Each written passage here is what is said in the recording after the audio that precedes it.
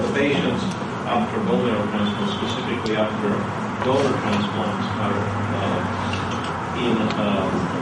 are essentially patients who have incomplete, deficient immune system, as if they have immune deficiency. And those patients who have graft versus host disease have on top of it dysfunctional immune system. And that's the sort of groundwork, that's the basis from which we have to look at these patients in terms of risks for infections. So what I'll go through this talk is go over the risk factors for infections, infection surveillance, prophylaxis, and then I'll talk, the bulk of the talk will be about specific infections and the diagnosis and management. So I cannot talk about everything, obviously, because it's a large area to cover, but I'll try to do my best. If you have any questions, please let me ask right away. So most of the talk will be actually about the donor transplants, but briefly in autologous transplant setting, there is no immunological barrier. The cells are given to the same individual. There is therefore no risk of GVHD, although you may have heard of the term of pseudo-GVHD, where the myeloablative regimen destroys the cells to the point where they expose different antigens, and there is such thing as pseudo-GVHD, but we don't have time to cover that today. And then we'll go through the risk factors for pre-transplant morbidity, pancytopenia, mucositis, central venous access catheters. The conditioning regimens in autologous transplants are usually very intense, because in that setting there is no SPQ. Again, I go back to Dr. Polanduri's talk. There is in the donor setting there are two components: the myeloablative regimen or the chemotherapy that is used for conditioning, but also you can count on the immune response of the donor cells in where they are already being disease. In the autologous transplant setting, you won't have this. So intensity of these regimens is really very high, and therefore there is high risk for mucositis, etc.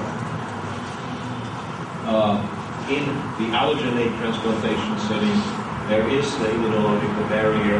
There is, of course, the conditioning regimen, whether it is myelosuppressive, immunosuppressive, myelosuppressive and immunosuppressive component. Frequently, it has total body irradiation for diseases such as ALL.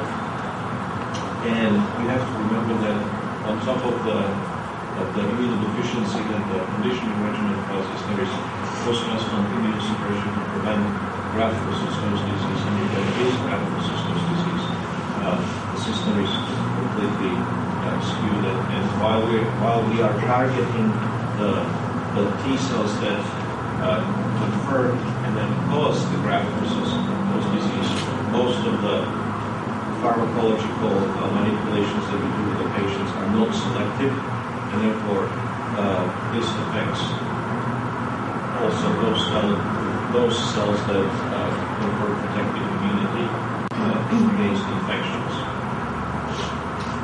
One of the things is, with the conditioning regimen, one of the things that I want to mention is that you have heard different speakers mention this quite frequently, especially in adults, that they're using reduced intensity regimens. But we have to remember that while these regimens do have reduced intensity and may not be fully myeloablative, frequently they have a very strong immunosuppressive component to them, and therefore the risk of infections is not less with this kind of regimen than with the myeloablative regimens. We have seen essentially the same slide in Dr. Polanduri's presentation that we did yesterday, and today it's the classic, description of the risks as they differ in terms of timing post-transplant, neutropenia, mucositis, and acute graft versus host disease being the highest risk factors early on in the first 30 days in the pre-engraftment period, and there is risk for, obviously, bacterial infections, fungal infections, and early CMV reactivation, herpes simplex. Then, later on in the post-engraftment, where we do have the neutrophils, but the NK T-cell function is not fully recovered yet. Later on, late phase, where especially in the setting of graft-versus-host disease, when again you are at risk for such things as viral infections such as cytomegalovirus, and again fungal infections that peak here early on, but progressively as we are becoming better at a lot of supportive care and screening interventions for transplant, we see more of these infections later on. Hemocysis persists late. That's something that we also have to bear in mind when we see these patients. So what is important is when the patients come for the transplant, is really get to the basics of practice and get as much information as you can as to what is the baggage that the patient brings into the transplant with them. And history and careful history and physical examination is important. Diagnostic imaging, pre-transplant serology, all these endogenous viruses that can deactivate. It's critical to know whether these patients have been previously exposed to any of these infections, and because if they are, we want to make sure that they are not in a state where the reactivation of these endogenous pathogens would cause post-transplant complications. You need to know about it so that you can treat it. We may sometimes even delay the transplant. We can find on your pre-transplant work that some of these diseases could be a problem with reactivate. Frequently, it's a question of what is the high risk reactivation of the infection or the risk of the progression of the disease if you don't do a transplant on time.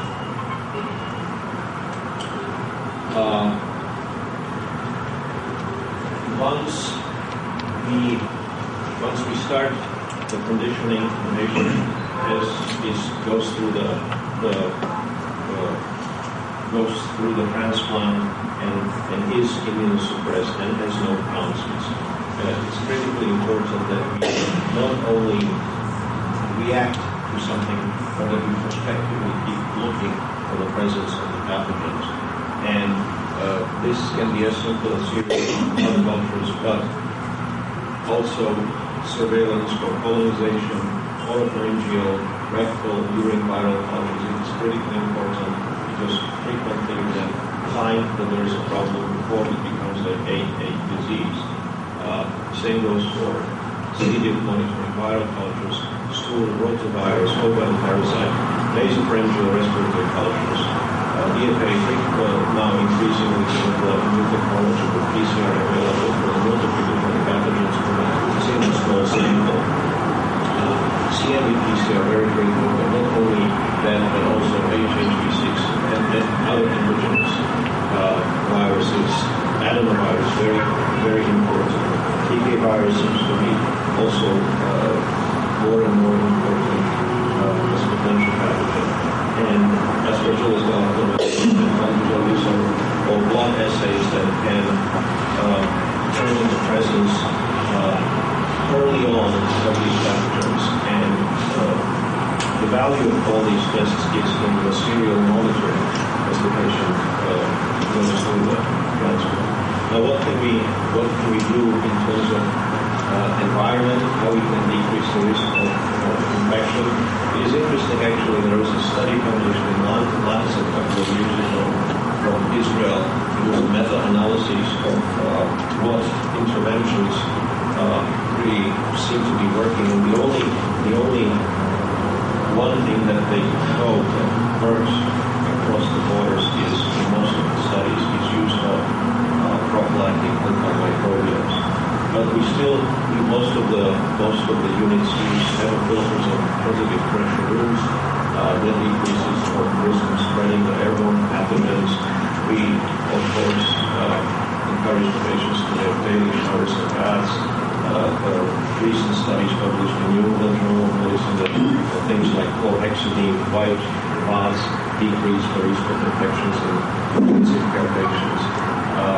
But I don't think that is shown to be good for most of those patients.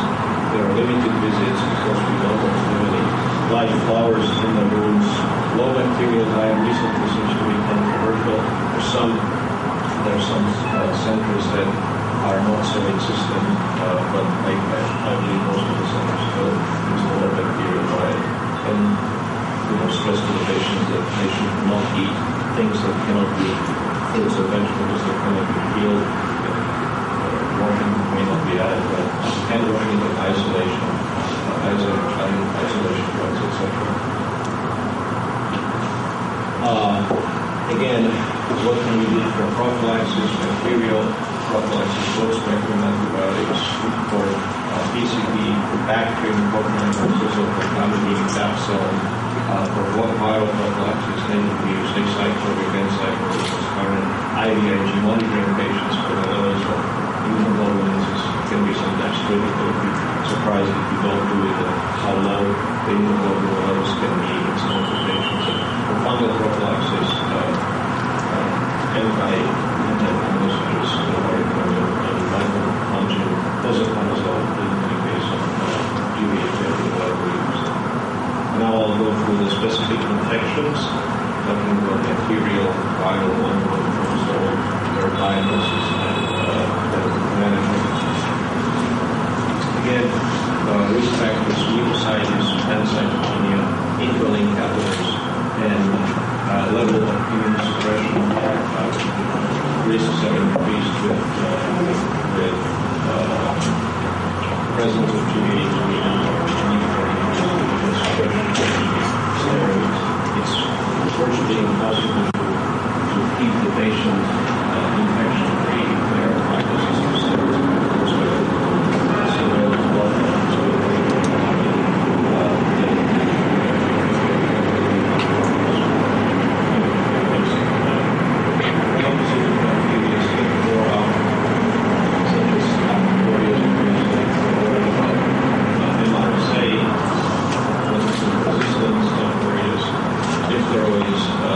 It's important to remember that even bacteria that in other kinds of patients may be thought to be as contaminants, not being able to cause an infection in a severely immunosuppressed patient can cause severe infections.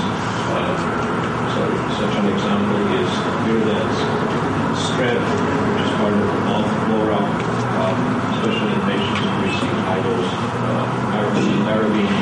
That seems to be a problem. Frequently, these patients come back when they are immunosuppressed or even before transplant. So, for high-risk AML patients that get coronavirus C, frequently they do come to transplant with a known several admissions with strep virulence, with hypertension, and pulmonary system, etc.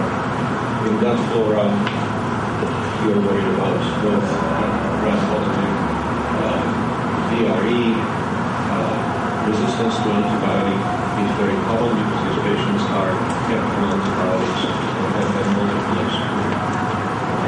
episodes of febrile neutropenia before they come to transplant. So then you have to reach to not the first line, but second or third line, such as linezolid, daptomycin, or tigecycline. With gram-negative bacteria, Legionella is not a very frequent problem, but you have to think about it because